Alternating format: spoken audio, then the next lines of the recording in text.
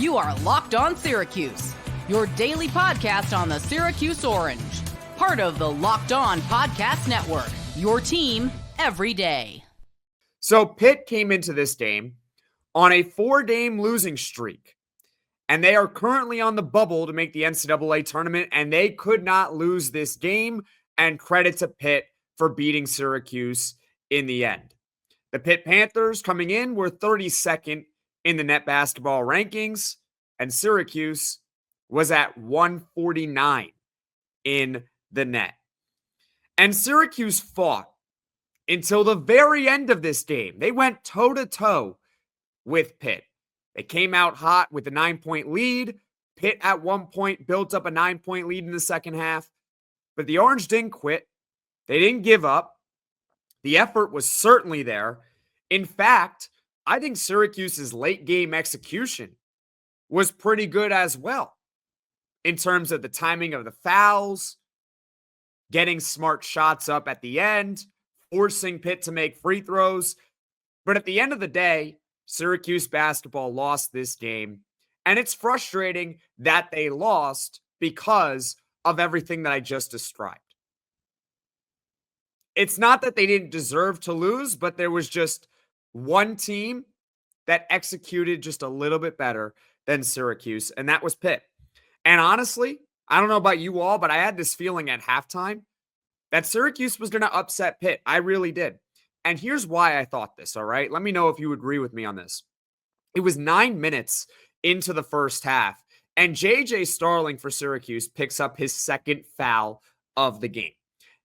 At this point, the Orange are down 19-18, and Adrian Autry has to sub out JJ because you don't want him picking up his third foul in the first half. So you might as well give him at least a little bit of a break so he doesn't pick up that third foul. And to Syracuse's credit, also Kyle Cuff, by the way, picked up 2 fouls as well. And to Syracuse's credit, they survive with JJ on the bench. And they don't just survive, they actually do quite well. And Syracuse ends the first half up 33-32, despite J.J. Starling not playing the final 11 minutes of the first half. And I know hindsight is 2020. Maybe if Adrian Autry had put in J.J. Starling at some point in the first half during that final 11 minutes, maybe they stretch out a bigger lead and they win this game. But in the moment, I actually thought it was the correct decision from Adrian Autry. I thought it was a smart move.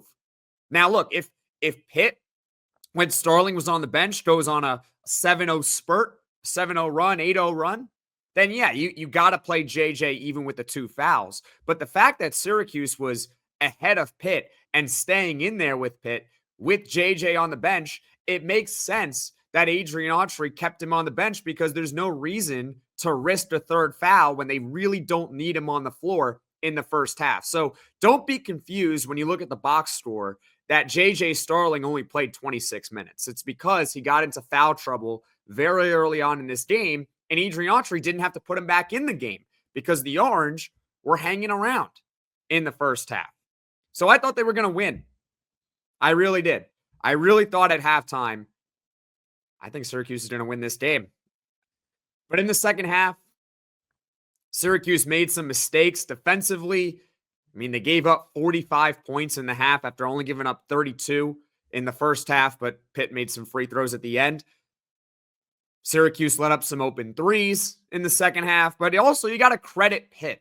You really do, because they executed down the stretch and they punished Syracuse for even just being a half second late, not even really making a full-on mistake.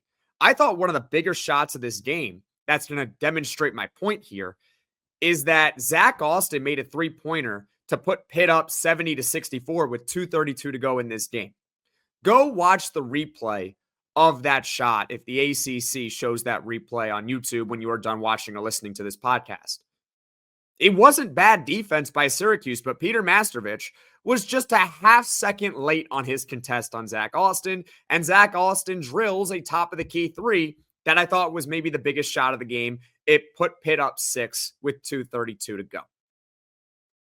So you got to credit Pitt. And then towards the end, Chris Bell knocks down a huge 3 on the left wing with about 20-ish seconds left that gets the Orange back within 2 points. They're right there. They're right there, Syracuse.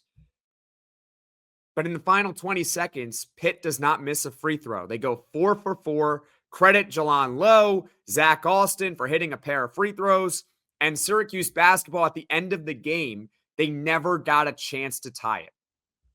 They never did. So it was frustrating. You can't really fault the effort.